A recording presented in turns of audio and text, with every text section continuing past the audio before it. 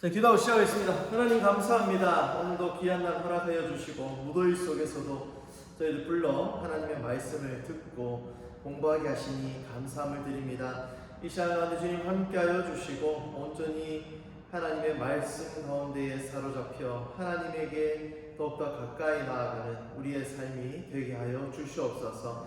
감사함에 예수님의 이름으로 기도드리옵나이다. 아멘. 네, 우리 지난 시간에 에스겔까지 했습니다. 그죠? 예, 아까 전에 이야기했기 때문에 다들 대답을 안 하시는 것 같아요. 예, 몇 페이지죠? 야, 벌써 모기가 오기 시작하네요. 4페이지. 영상으로 보시는 분들은 굉장히 시원하게 보시겠지만 지금 여기서 함께 하시는 분들은 굉장히 더운 가운데 진행하고 있다는. 그래서 제가 위에 자켓을 좀 벗었습니다. 벌레가 엄청 들어올 것 같은데. 네, 우리 지난 시간에 에스겔 이제 그 앞까지 했었는데 그 앞에 내용이 뭐냐면 이제 다니엘 이야기였습니다. 다니엘 이야기였고 그 앞에 내용이 또 뭐였죠? 다니엘 다음에? 다니엘 전에 우리가 그 무대 AB를 동시에 볼 줄 알아야 된다 라고 그렇게 말씀을 드렸고, 그 무대 AB를 보는 것과 동시에 우리가 함께 보았던 말씀이 예레미야였습니다. 예레미야에서 우리가 구체적으로 다루진 않았지만 그 예레미야 선지자의 그 활동 시기가 우리가 지금 함께 보고 있는 활동 시기와 겹치기 때문에 예레미야, 다니엘, 에스겔의 말씀을 이렇게 함께 나열해서 보았고, 지난 시간에 예레미야, 다니엘을 보았고 이제 오늘 에스겔을 이제 볼 차례입니다. 네. 그렇게 해서 여러분들이 생각하시면 되겠고요. 우리가 지난 시간에 이 다니엘의 이야기를 하면서 포로 시대다, 포로 시대라는 것을 한번 우리가 언급을 했었습니다. 그렇죠? 여러분들이 지난 시간에 우리가 제가 안 그래도 1과부터 한번 제 머릿속에 한번 정리를 했어요. 과연 이게 내가 그려질까? 여러분들도 끊임없이 고민하셔야 될 부분이에요. 내가 이 성경 말씀의 전체를 과연 내 머릿속에서 상상해낼 수 있는가? 그려낼 수 있는가? 그냥 대략적인 거라도 족장 시대로부터 시작해가지고 다음에 무슨 시대요? 출애굽하고 이제 그 광야 시대가 쭉 진행이 되고, 족장 시대, 광야 시대, 그 다음에 사사 시대, 그 다음에 왕정 시대가 오죠. 사사 시대, 자기가 소견대로 오는 대로 해나다가 우리도 왕을 달라 그래가지고 왕정 시대가 시작되고, 그 왕정 시대가 쭉 진행되는 가운데에 여러 왕들이 세워집니다. 그런데 그 왕들이 세워지지만 과연 그 왕들이 하나님의 뜻대로 바르게 섰는가 안 섰는가를 우리가 계속적으로 말씀을 통해서 확인했었습니다. 대충적으로 보니까 솔로몬 이후로 나뉘어졌을 때 북이스라엘 사람들은 전혀 이제 그 하나님이 왕이시다라는 걸 인정하지 않고 자신의 소견대로 옳게 행했던, 악을 행했던 그 왕들의 모습들이 쭉 나열되면서 족이 막을 내리죠. 멸망을 하게 되고, 누구에 의해서? 그렇죠, 아수르에 의해서 마무리가 되고, 그 다음에 그 북이스라엘 말고 남유다의 이 여정들을 쭉 보니까 여로보암의 길, 아합의 길로 간 게 아니라 누구에게? 다윗의 길로 가면서 하나님의 그 말씀을 어떻게든 지켜내고자 애썼던 왕들이 있었다라는 것을 우리가 보게 되죠. 그런데 이 나라 또한 결국에는 어떻게 해요? 멸망하게 되더라. 왜? 그들이 하나님을 왕으로 인정하지 못하고 자신의 왕됨을 나타내다가 결국에는 망했다. 그런데 하나님이 이 가운데서도 과연 이 나라를 그냥 없애버리시는가? 그렇게 하지 아니하시고 선지자들을 끊임없이 보내시면서 그 말씀들을 하시고, 그리고 마지막 말라기 선지자를 통하여서 정말 진정한 메시아, 그 진정한 메시아가 올 것이다 라는 것을 통해서 알리게 되면서 이 구약이 문을 닫는 그런 일련의 어떤 구약의 그 흐름들이 있다. 그 흐름들을 여러분들이 이 어성경의 읽어지기를 통해서 어렴풋이라도 가지고 계신다면 성경을 읽어 가시는데 큰 도움이 되실 거다라는 거죠. 그런 상황 가운데 우리가 지금 어디 부분에 와 있느냐면 바로 포로 시대에 활동했던 다니엘 그리고 에스겔 선지자에 대한 그 내용을 우리가 함께 보려고 합니다. 그래서 에스겔을 공부할 텐데요. 에스겔을 공부하기 전에 다시 한 번 더 여러분에게 한 가지 이 중요한 사실을 하나 좀 머리에 각인시키고자 하는데, 그게 뭐냐면은 이 성경은 끊임없이 하나님의 왕권을 이야기하고 있습니다. 하나님의 왕권, 하나님의 왕되심을 이야기하고 있다는 사실을 여러분들이 끊임없이 기억하시기 바랍니다. 그래서 오늘 우리가 출애굽의 말씀도 봤는데, 이것도 왕권에서 생각해 본다면 또 말씀이 또 우리에게 더 쉽게 다가올 거예요. 그래서 법대로 하였더라. 왜 법대로 해야 됩니까? 그것이 하나님의 말씀이었기 때문에, 하나님의 왕권이었기 때문에 법대로 하였더라라는 그런 제목이 나오는 거죠. 그래서 성경을 읽으실 때 하나님은 왕이시다. 그런데 하나님이 왜 이 말씀을 주셨는가를 끊임없이 우리가 고민을 하셔야 된다는 거죠. 그런 의미에서 우리가 에스겔을 볼 때, 에스겔은 BC 597년에 활동했던 선지자가 바로 에스겔 선지자입니다. 597년에 에스겔이 포로로 잡혀가게 됩니다. 어디로 포로로 잡혀가게 될까요?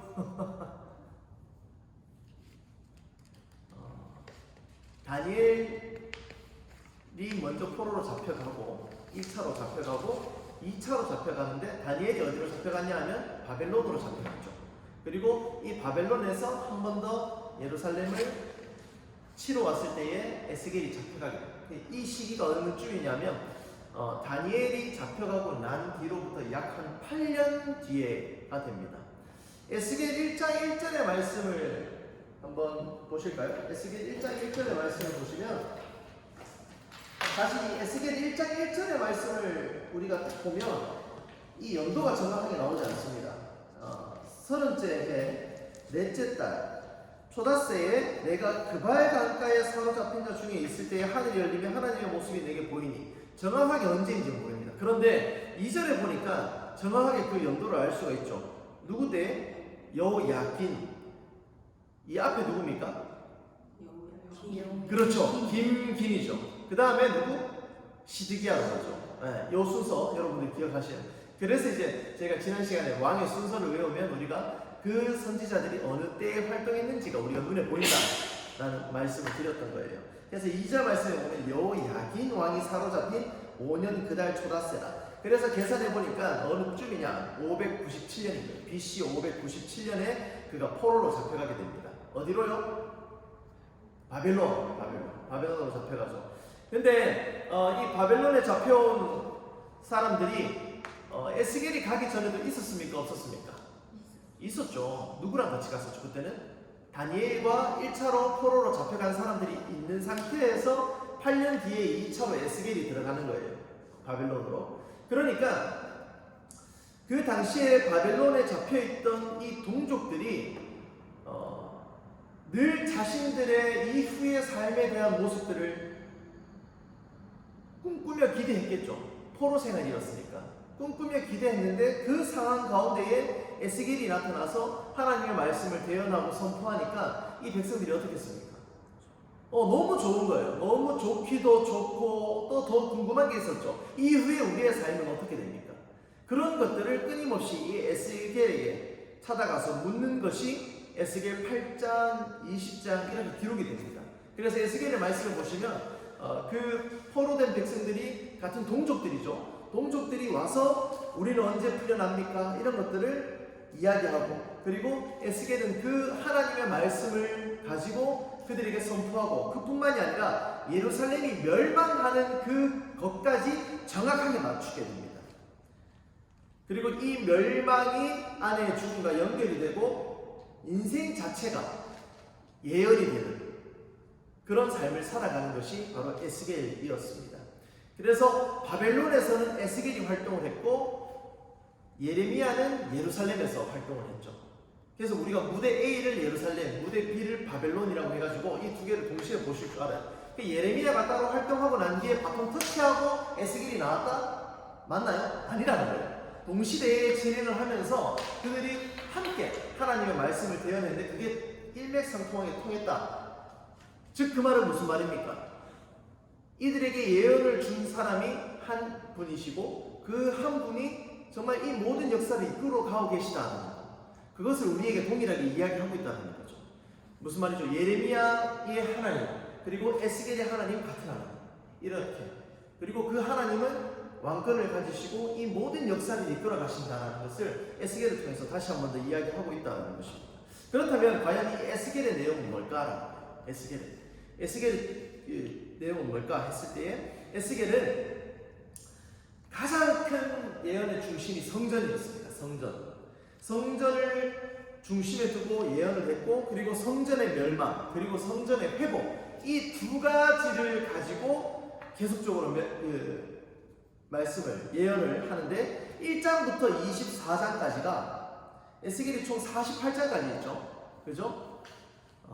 아닌 것 같아도 맞다 하면 네, 한번 확인도 해보시고 48장까지 있어요. 1장부터 24장까지가 멸망에 대한 이야기를 합니다. 멸망. 에스겔 1장부터 24장까지가 멸망에 대한 이야기를 하고 25장부터 32장까지 열국에 대한 이야기를 합니다. 이 땅의 나라들에 대한 이야기를 하고, 그리고 33장부터 48장까지 무슨 이야기를 하냐면 바로 회복에 관한 그 예언들을 말씀하게 됩니다.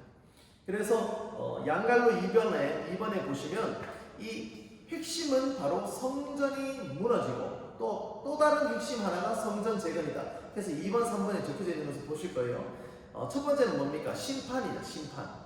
이 성전이 무너지는데 바로 하나님의 심판을 통해서 무너진다. 에스겔 10장 18절에 하나님의 떠나가심이라는 그 말씀이 기록이 되는데, 이 떠나가심이 곧 뭐다? 바로 하나님의 심판이다. 그렇다면 성전의 재건은 뭐겠습니까? 하나님이 떠나가셨다면 그 하나님이 다시 돌아오신다. 그 구원하신다.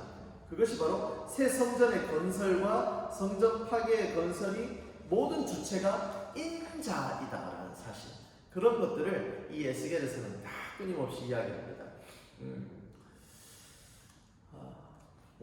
그리고 에스겔 그 성전의 무너짐의 그 모습들은 무엇을 통해서 나타나냐면 바로 환상을 통해서 나타납니다. 환상을 통해서 에스겔에게 전해지고 그 멸망의 의미들을 설명해 주게 되죠. 양갈로 이번에 보시면 그런 내용들이 심판의 내용. 그래서 에스겔 양갈로 2번입니다. 에스겔 6장 1절에서 14절, 6장 1절에서 14절, 20장 그리고 22장 6절에서 16절, 23장 24장. 다시 말씀드릴게요. 에스겔 6장 1절에서 14절 찾아보진 않겠습니다. 그리고 에스겔 20장, 그리고 에스겔 22장 6절에서 16절, 22장 6절에서 16절, 23장 24장. 여기에 하나님의 심판의 내용들이 계속적으로 소개됩니다. 그래서 그 서두에 말씀드렸듯이 에스겔 1장부터 24장이 멸망을 다루고 있다는 거예요. 곳곳에 그 흔적들이 다 나타나죠. 하나님이 떠나가시는 모습들, 이런 모습들을 통해서 심판의 메시지. 우리가 심판의 내용이 하나님의 떠나감이다라는 것을 언급했기 때문에 하나 간략하게 말씀드리면, 제가 말씀드렸는지 모르겠습니다. 복이 뭔가? 그렇죠. 하나님과 함께 있는 것이 복인 거예요. 그러면 심판은 하나님과 멀어져요. 이게 진짜 너무 간단한 이야기죠. 다른 게 복이 아니다라는 거죠. 우리가 물질이 많아지고 이런 것이 복이 아니라 정말 하나님이 나와 함께 하시고 내가 하나님과 함께 하는 그 모습 자체가 복인 거예요.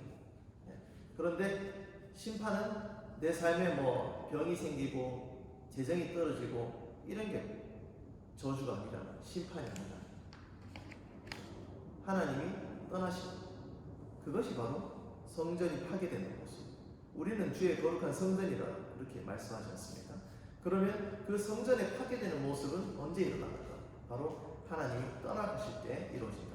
이런 것들이 이제 성경에서 한 맥락으로 이어지는 부분들인 것입니다. 그런데 성전이 재건되는 때가 있죠. 그때는 언제입니까? 바로 하나님이 함께 하실 때가 있다. 함께 돌아오신다는 거죠. 그래서 이제 새 성전을 건설하게 되고 그런 모습들이 나타나고, 이 성전 재건 예언의 의의들을 보시면 무엇을 이야기하는 것일까요? 성전이 재건되는 새 언약을 세우신다라는 것, 새 국민을 만드신다는 이 두 가지를 포함하고 있는 거죠. 더 나아가서 여기까지 생각해 보시면 좋을 것 같아요. 왕권이 건재하다는 거, 아직까지 살아있다는 거예요. 그렇죠? 성전이 회복된다는 것은. 그리고 무엇이 다시 시작되겠습니까? 지금 보시면 언약, 약속, 국민, 그러면 그래서 주권이 이제 하나님의 통치가 다시금 회복된다는 거예요. 멋지죠? 그리고 그 백성들이 왕 중에 왕이 누구신지를 깨닫게 되는 이런 놀라운 사건들이 이제 회복의 역사를 통해서 나타납니다. 그럼 우리가 회복되는 방법은 뭐겠습니까? 동일한 거예요. 하나님의 언약이 다시 한 번 더 내 삶 속에 막 새겨지고, 그리고 우리가 그 은혜로 말미암아, 언약의 새겨짐으로 말미암아 새 사람을 입고 하나님의 통치권 안에 살아가는 것, 하나님의 말씀대로 살아가는 것, 하나님의 왕되심을 인정하면서 살아가는 것, 그것이 우리가 회복되는 최고의 길이다 라는 거죠. 거의 뭐 설교급이에요. 요한계시록과 이 에스겔의 성격이 굉장히 비슷합니다. 요한계시록을 읽어보시면 아시겠지만 다시금 새 예루살렘이라고 해서 우리가 다시 오실 그 왕에 대해서, 하나님에 대해서 설명하는 그 모습이 에스겔의 모습과 굉장히 닮아 있습니다. 그래서 에스겔에서는 여러 열국들을 심판하시는 하나님이 묘사되어 있고 하나님의 왕권만이 건재할 것을 예고하는데, 이러한 그 회복의 역사가 에스겔 25장부터 32장까지 쭉 기록이 되는데 요한계시록 17장의 모습과 굉장히 닮아 있습니다. 요한계시록 17장의 모습과 굉장히 닮아 있는 것을 보여줍니다. 그럼 여러분들이 나중에 한번 확인을 해보시기 바랍니다. 자, 뒷페이지 한번 넘어가 볼게요. 자, 우리가 했던 내용들입니다. 쭉 한번 스스로가 읽어보시면 좋을 거예요. 시간이 지금 우리가 또 넘어가고 계속적으로 진행을 해야 되기 때문에 한번 쭉 보시고, 제일 뒤편에 6페이지에 보시면 그래서 다니엘, 에스겔 다음에 나오는 이야기는 무슨 이야기다?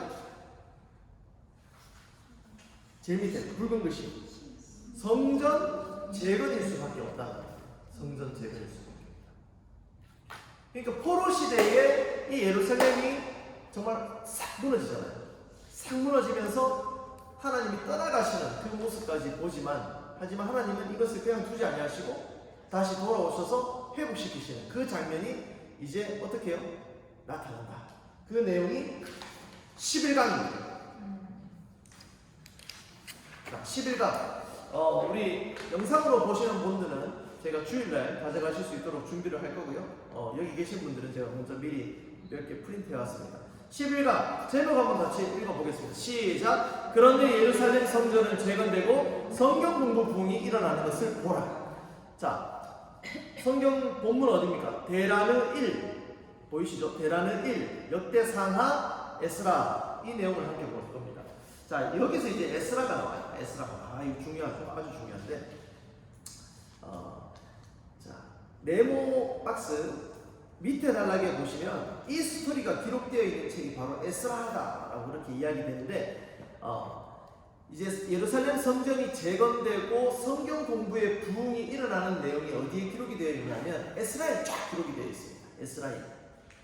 네. 여러분 에스셴. 그렇죠? 그래서 이 에스라 하면 여러분들이 딱 기억하셔야 되는 게 뭐냐면은 포로 귀환 시대의 실제 역사를 정리해 놓은 역사서다.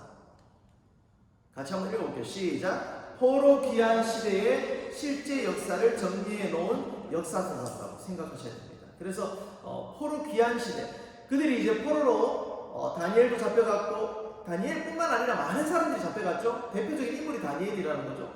1차 포로 귀환 잡혀가고 2차로 또 8년 뒤에 에스겔과 나머지 사람들도 또 잡혀가고 했는데, 그들이 어떻게 해요? 다시금 무대 B에서 무대 A로 돌아오게 된다.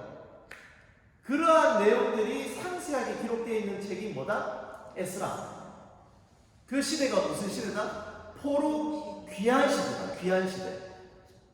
아주 귀하다 뭐 이런 거 아니에요. 다시 돌아오는 시대. 포로들이 돌아오는 시대다. 그래서 이 에스라의 그 내용들을 우리가 쭉 풀면서 무대 A, B를 확인해 볼 겁니다.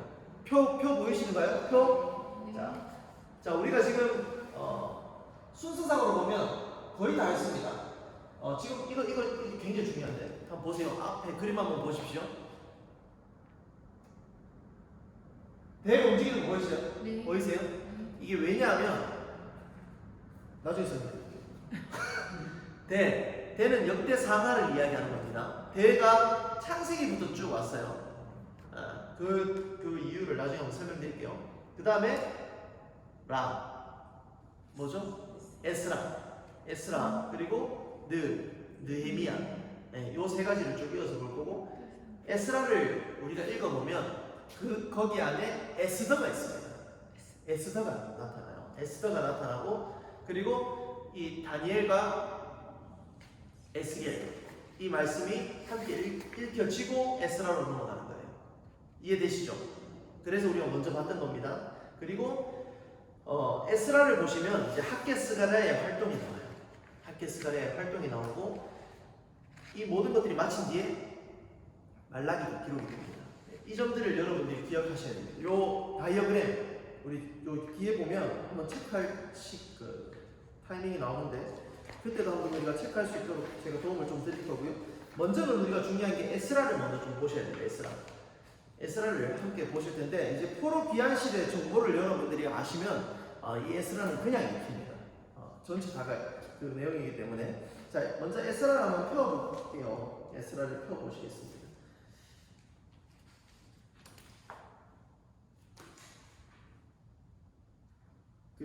에스라가 라로 기록이 안 돼 있죠.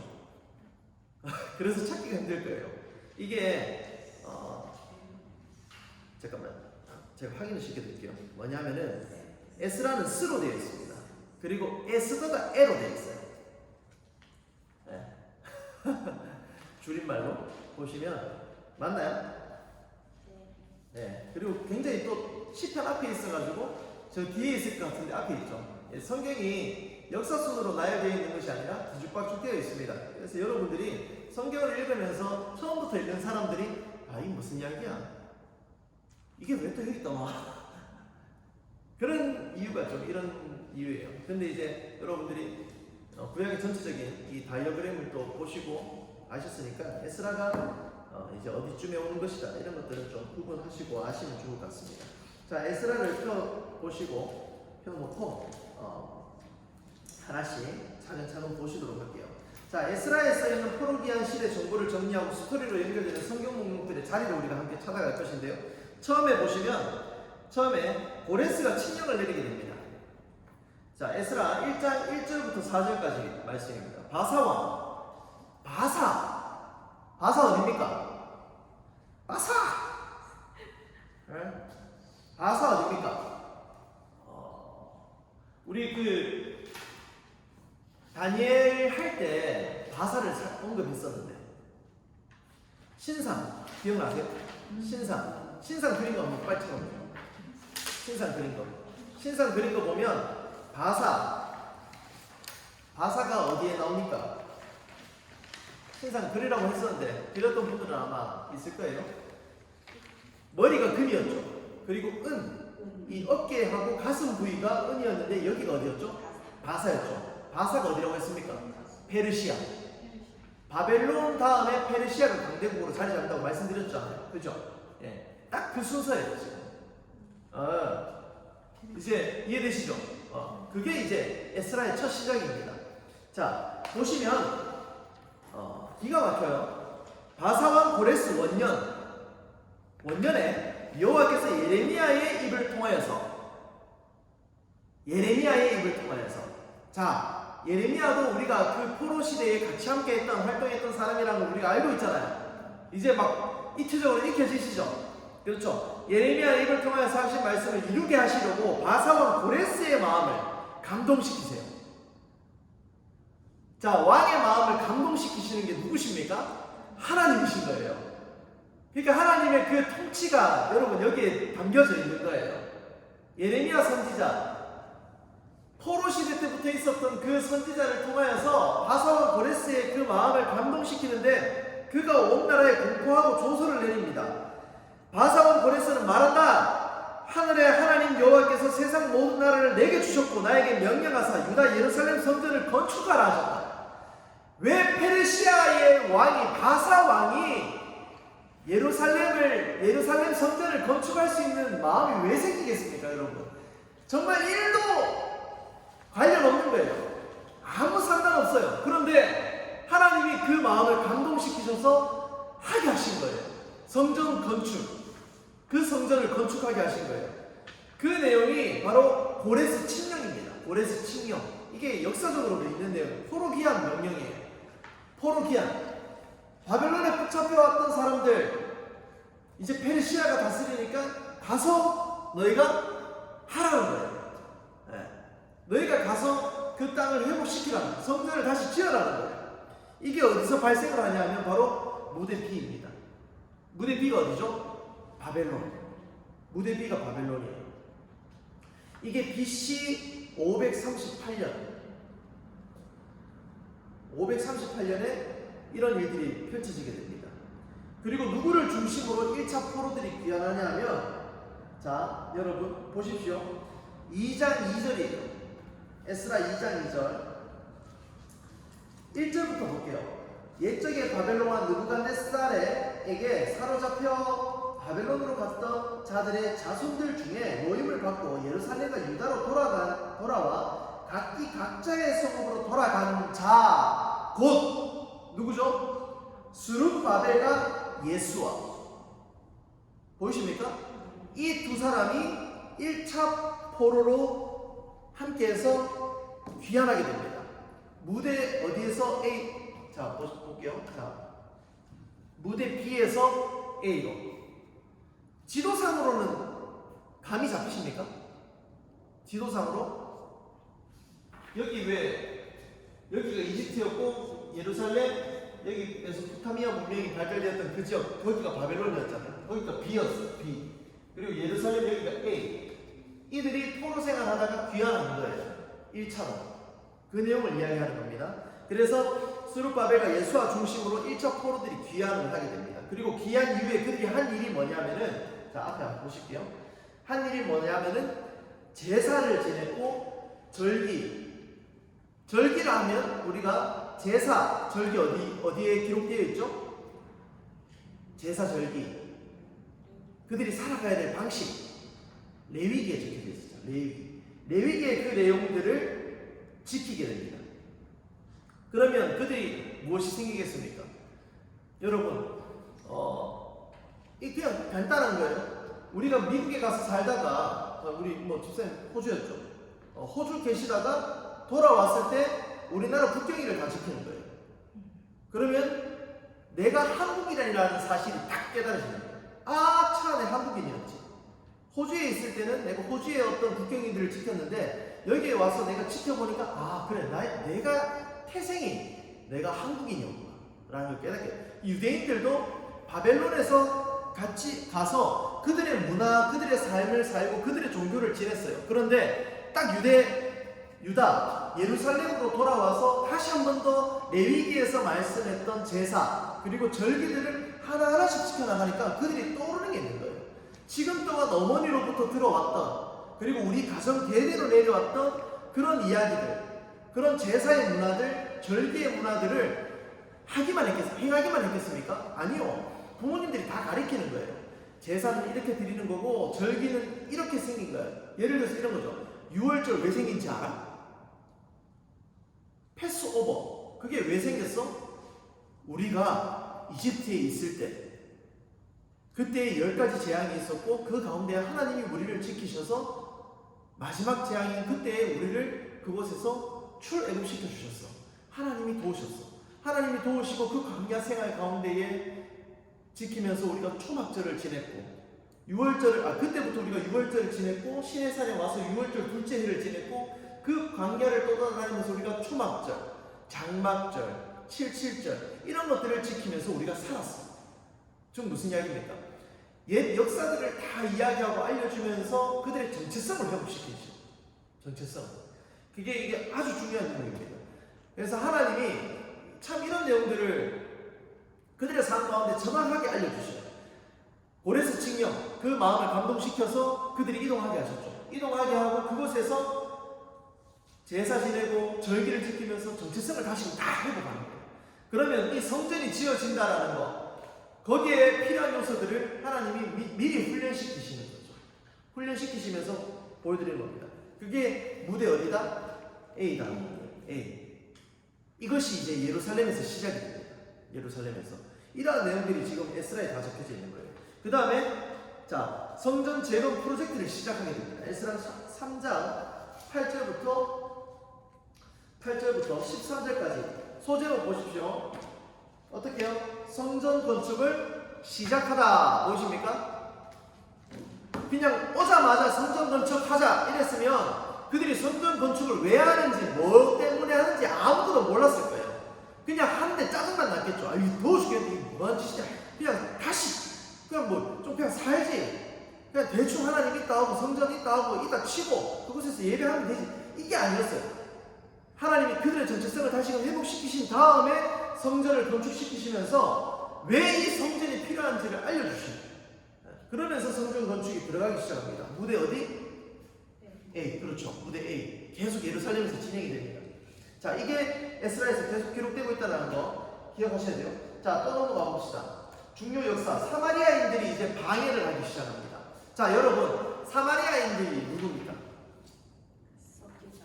그렇죠. 섞인 사람들.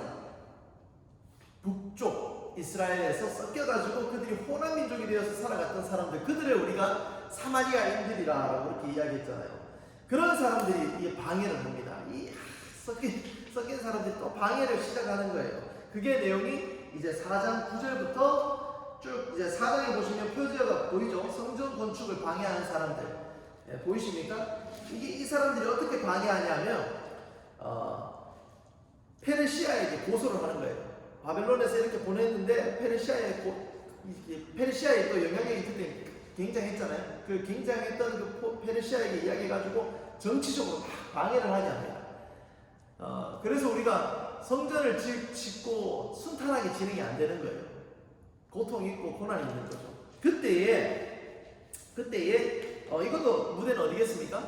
당연히 A겠죠. A. 자, 그때에 선지자 2명이 나타납니다. 자, 이거는 이제 제가 외우려고 만들어낸 건데 이거예요.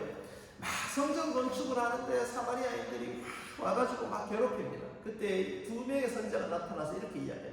야, 내가 할게. 스카라.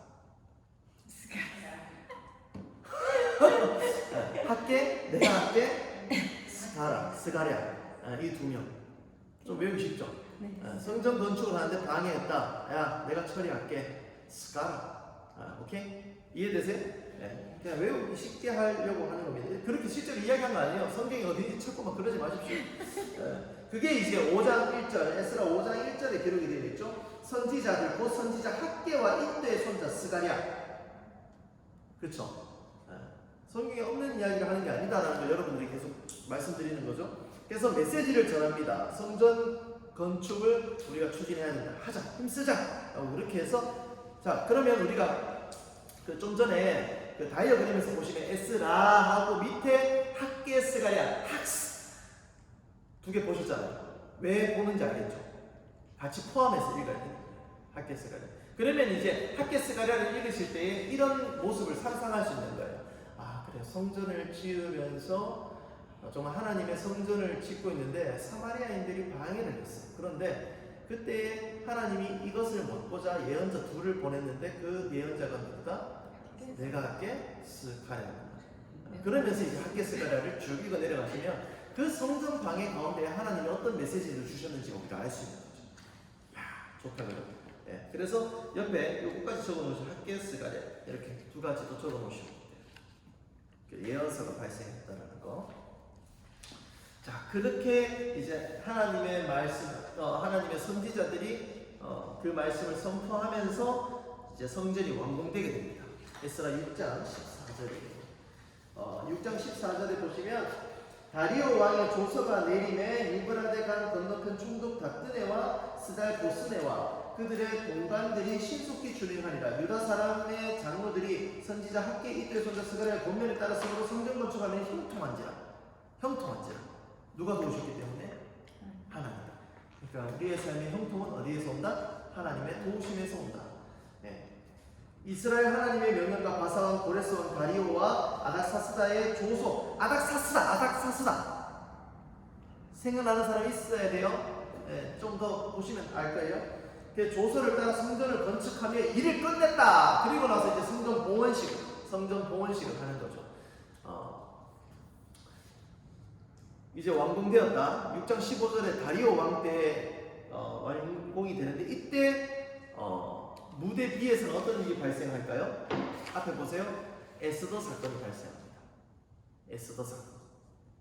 역사서죠. 그래 에스더 1장 1절에 이제 고 아닥사스다 왕, 그 왕과 이제 일맥상통하게 이어지게 되는 거죠. 네. 그러면서 이제 예루살렘의 성전이 건축되면서 무대 뒤에서는 한 여인이 왕의 처로 들어갔죠. 왕후로 들어갔죠. 왕후로 들어가면서 죽으면 죽으리다 하면서 B에서도 하나님의 역사가 일어납니다. AB에서도 하나님의 역사가 동시다발적으로 일어납니다. 그러니 이 예루살렘이 얼마나 더 힘을 얻겠습니까? 그런 역사들이 이제 일어난다는 건 우리가 이제 좀 더 광범위하게 보고 있는 거죠. 그래서 무대 A와 B를 잘 구분하셔야 돼요. 한편 아닥사스다 왕이, 이 아닥사스다 왕이 누구냐 하면 아하수에르입니다. 아하수에르 들어보셨죠? 아하수에르. 그 왕이 이제 에스라에게 예루살렘 기한 칙령 인증서를 주고 제정하시면서 2차 포로 기한의 기회를 주라고 이야기합니다. 2차 포로.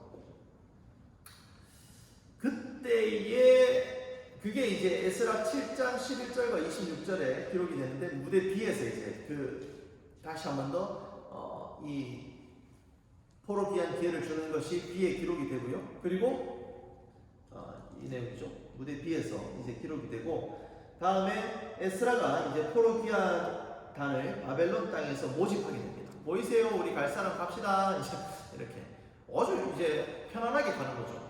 왕이 다 조서도 내려주고 가게 해줬잖아요, 그렇죠? 아주 편안하게.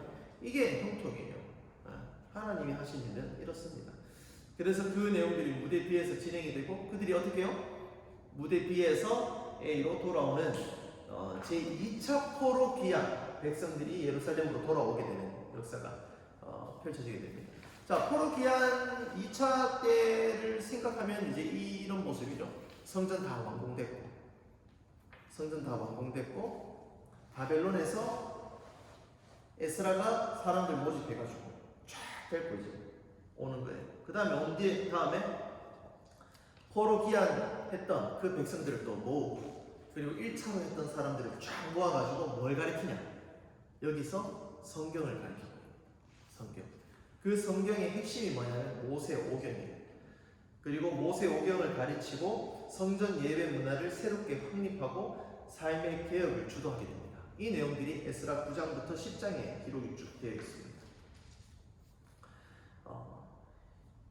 그리고 난 뒤에 이제 느헤미야가 3차 포로로 귀환을 하게 돼요. 포로 귀환 3차로 하게 되는데 이런 내용들이 이렇게 좀 느헤미야, 말라기 이렇게 진행이 되게 됩니다. 이러한 일련의 과정, 그러니까 에스라가 보세요. 얼마나 이 포로 귀환에 대한 역사를 완벽하게 깨고 있습니까? 그렇죠? 그래서 포로 귀환 시대의 내용을 우리가 한 권의 성경을 통해서 볼 수 있다면 바로 에스라다. 그래서 여러분들이 포로 시대가 끝나고 이제 포로 귀환 시대를 읽기 위해서는 반드시 밑에 김밥에 김을 깔듯이 이 에스라를 밑에 깔아줘야지만이 역사가 완성이 됩니다. 이해가 됩니다. 읽혀지게 되죠. 그러면서 에스라와 관련된 성경 목록들을 이렇게 정리를 쭉쭉쭉 했어요. 에스라, 학개스가랴, 에스더, 역대상하. 그 역대상하 한번 볼게요. 역대상하가 에스라가 예루살렘에 돌아와서 포로 귀한 백성들을 대상으로 가르쳤던 그들의 뿌리 이야기라고 그렇게 이야기를 합니다. 왜냐하면 에스라가 가르친 역사 교과서예요. 좀 전에 제가 모세오경을 가르쳤다고 말씀드렸잖아요. 이 너무 긴 이야기를 족보 형태로 쫙 압축해가지고 역사를 재정리한 게 바로 이 역대상하입니다. 그러니까 창세기부터 고레스 칙령까지의 범위가 이 역대상하예요. 이해되세요? 역대상하? 역대상 한번 볼게요. 이거 확인을 좀 하시는 게 좋을 것 같아요.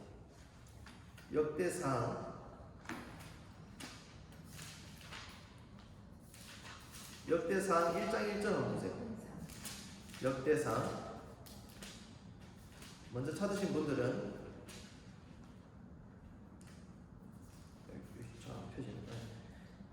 역대상 1장 1절 누구 이름부터 시작해요? 아담 어디 나오는 사람이에요? 창세기 창조에 나오는 사람이잖아요. 방금 말씀드렸잖아요. 역대사가 그 긴 역사를 족보로 쫙 줄여놨다. 아담, 셋, 에노스, 게난, 마할랄레, 야렛, 에녹, 브라스, 노아, 마지막 에스라, 역대하 36장.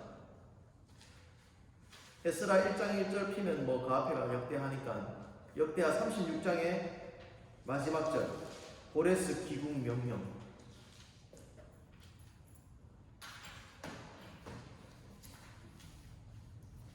이런 시간적 배열들을 여러분들이 아셔야 돼요. 그래서 우리 다이어그램 했을 때 대가 어디서부터 시작을 해서 갔어요? 창부터 쭉 갔죠. 맞아요. 창부터 쭉 와가지고 어디에서 멈췄어요? 에스라 앞에서 탁 멈춰버려요. 그 이유가 바로 이거예요. 그래서 이 다이어그램 이거를 여러분들이 대봐요. 대가 창 이렇게 오는 이유가 있어요. 딱 멈추죠. 그리고 그 다음에 단겔, 다니엘, 에스겔 붙고 여기서 안 붙네. 여기서 붙는구나. 그래서 이렇게도 표현을 해요. 또 빠르게 넣을게요. 대 이렇게 합니다. 여기 대 보이죠? 이 대가 에스라 앞에까지 이렇게 에스라 역대상하가 어디서 마칩니까? 좀 전에 보셨잖아요. 고레스 칭찬. 거기까지 딱 마무리가 되니까 여기까지. 시작은 어디서부터? 아담. 창세부터. 그 족보 용법에 보면 우리가 그때 이야기를 드렸었는데 족보 용법을 통해서 알 수 있는 것보다 그들의 역사, 우리 조상이 누구다 이런 거 분명히 알 수 있잖아요. 아담부터 시작. 아담이 어떻게 생겼지? 그러면 쭉 이제 이야기가 쭉쭉 진행이 되는 거예요. 그러니까 에스라 입장에서는 포로 귀환한 백성들에게 가장 핵심적인 거, 중요한 거, 이거 알려주고 싶었던 거예요. 이 모든 역사의 주인이 누구다? 하나님이시죠. 그 하나님이 창세부터 지금 이 고레스 칙령이 있는 이 순간까지 여러분들이 지키시고 함께하고 계십니다. 그 사실을 잊으면 안 됩니다. 성전이 건축되었으니 우리가 그 하나님을 예배하자. 이렇게 이야기하는 거예요. 간략하게 이야기하는 거예요. 그런 마음으로 이렇게 전하는 거예요. 그러니까 에스라가 얼마나 위대한 학자입니까? 그래서 성경 공부하는 데 가면 이런 그 성경 공부, 에스라 성경 학교 뭐 이런 것도 있어요. 제가 거기서 한번 배웠었는데 뭐 2단은 아니에요. 이거는 에스라 성경 뭐 그런 게 있는데 아주 그런 게 있습니다. 그렇게 에스라를 지칭하는 이유가 이 에스라의 성경 지식이 굉장히 있다. 이미 어성경을 하고 계셨고 네, 그렇게 해서 이제 진행이 되고 이제 마지막으로 이 에스라 그리고 느헤미야까지 뒷페이지에 넘어가시면 느헤미야 에스라 시대에 함께 활동한 사람으로 국방 수비를 해야 된다고 이 느헤미야가 등장을 하면서 뭘 하냐면 성벽을 재건합니다. 성전 재건은 누가 있죠? 포로 귀환한 자들이 성전 재건을 하고 그리고 마지막에 성벽을 완성시킨 사람은 느헤미야. 그리고 성전을 완공한 다음에 성경 공부를 가르치면서 그들의 정체성 뭐 이런 모든 문화들을 가르친 사람 누구? 에스라.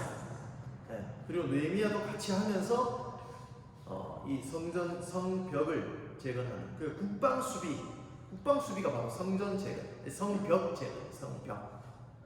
네. 그래서 이 예루살렘 성벽을 무너뜨린 이후 보수가 되지 않았는데 느헤미야가 이 일을 해냈다. 그래서 느헤미야서도 역사서다. 우리가 느헤미야를 보면서 이제 함께 보셔야 돼요. 아, 그랬구나 이렇게. 네. 그리고 나서 이제 말라기, 에스라, 느헤미야가 활동했던 시기의 선지자로 활동한 사람이고 구약이 이제 마지막 선지자가 등장을 하게 되죠. 그러면서 이제 쭉 역대상하의 이야기들이 이렇게 기록이 됩니다. 그런데 역대상하가 참 재미있는 게 뭐냐면은 여러분이 에스라의 입장에서 창세기부터 이 고레스 칙령까지를 다 안다라고 했을 때 어떻게 그들에게 이 이야기를 전하겠습니까? 분명 중요한 핵심들만 탁 간추려서 이야기를 해주겠죠. 에스라가 다 그랬어요.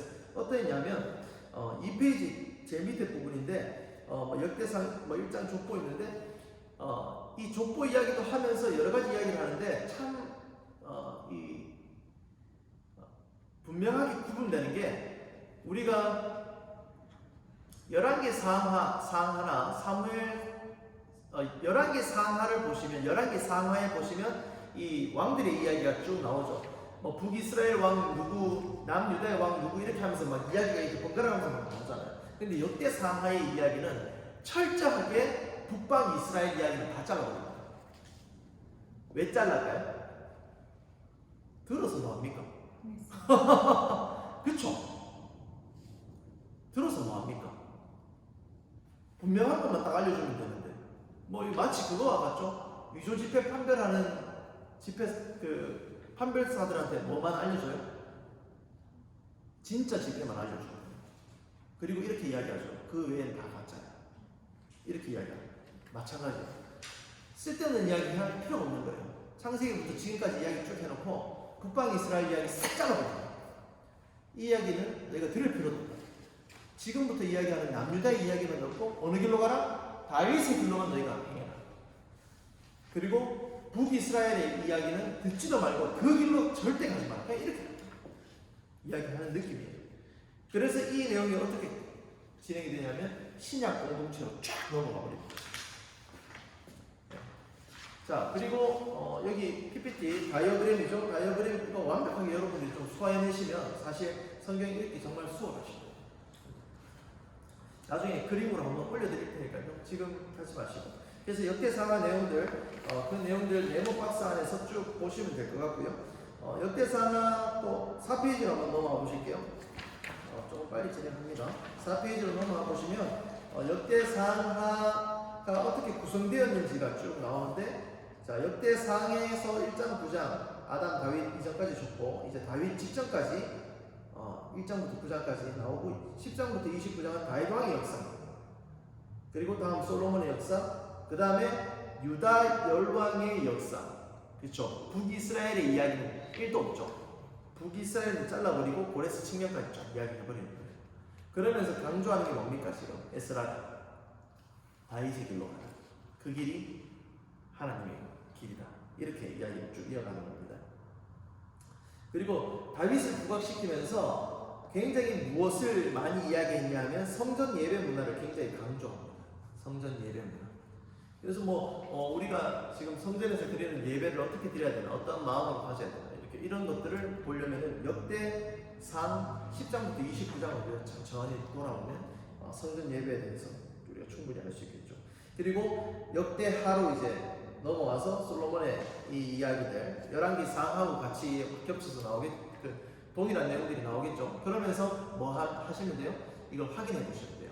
11개 상이라 과연 솔로몬의 그 이야기랑 이 이야기는 어떻게 되는가 쭉쭉쭉 같이 읽어가면서 보시면 돼요. 아주 재밌겠죠. 11개 상에서는 이렇게 이야기했는데 솔로몬 이야기를 역대상에서는 또 이렇게 이야기하는 거, 이런 것들을 한번 비교해 보시면 좋을 것 같아요. 그리고 역대하 10장부터 36장은 유다 열왕의 역사, 고레스 칙령까지 기록이 되는데, 다시 한번 말씀드리지만 남유다의 역사만 있습니다. 남유다의 역사. 이거 한번 확인해 보시죠. 그리고 11개 상하의 관점 뭐였습니까? 왜 망했는지 보라. 왜 망했는지 보라. 그러한 내용들로 이야기가 쭉 진행이 됩니다. 그러면서 이제 마무리가 들어가면 우리가 공부한 내용의 주인공은 에스라입니다. 그래서 에스라에 대한 이야기가 쭉 기록이 되어 있고 이렇게 됐다. 그래서 대제국 바빌론하고 스데시 마라 모두 뺄거다. 하나님 나라만 전 세계 가운데 가장 강한 나라다. 이런 사실들을 쭉 이야기하면서 성경 공부를 가르쳤던 자가 누구다? 에스라다. 그리고 포르기안의 시대의 역사를 우리가 확인하려면 에스라서를 곰곰이 잘 살펴보고 거기에 나오는 뭐 다리오 왕이라든지 아사사 왕이라든지 이런 왕들을 보시고 그 왕들이 어느 성경에 같이 기록되어 있는지만 확인한다면 그 성경이 어느 그 시대에 어떤 일들이 있었는지가 보이는데 그 시대에 있었던 선지자들 누구? 내가 학개스가랴 그리고 에스더 그리고 그 뒤에 나오는 느헤미야 그 뒤에 나오는 말라기까지 이렇게 쫙 우리가 다 볼 수 있다. 그래서 우리가 다이어그램 이 부분이죠. 지금 이 부분이요. 이 부분 우리가 지금 하신 거예요. 이해되세요? 그럼 11강 끝. 12강은 이 내용을 더 구체적으로 한번 더 보실 거예요. 그래서 다음 주에 안 와도 된다? 아니면 조금만 이제 다음 주에 마무리하겠습니다. 빨리 잘했죠? 네. 네. 그래서 구약을 이렇게 여러분들이 좀 기억하시고 하시면 굉장히 좋을 거예요. 그래서 한번 요 도표는 여러분들이 좀 한번 입력시키셔도 돼요. 창출 민수 대라는 창출 민수 사사마 대라는 이렇게 창세기 보니까 족장시대야 그래 뭐 이렇게 해서 조금씩이라도 떠올리고 막 하면은 치매도 도움이 되시죠. 네, 그렇습니다. 하여튼 그렇게 해서 11강 마무리가 되고 이제 뭐 또 질문을 하시죠? 네. 질문은 카톡으로 주시고 자세한 뭐 그림이 필요하시다 그런 거 있으시다면 개인적으로 주시면 제가 전체 공지해서 올리도록 그렇게 사진 찍어서 올리도록 할게요. 그 다이어그램 성경에 읽어지는 구약 다이어그램 치시면 이 그림이 바로 떠요 인터넷에. 네, 그렇게 하시면 되겠습니다. 자, 제가 기도하고 마치겠습니다. 하나님 감사합니다.